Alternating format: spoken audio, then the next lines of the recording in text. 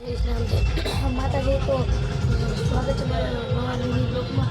તો જાન આવી ગઈ છે, ક્યાંકથી જાન આવી જ છે. તો આપણે આજે જાનમાં જવાનું છે. તો આપણે જાનમાં મહાકાળી જવાનું છે. તો હું તમને મહાકાળીમાં અહીંયાથી આવીને મળું. જઈશ. તો હું મહાકાળીમાં અહીંયાથી આવી ગયો છું.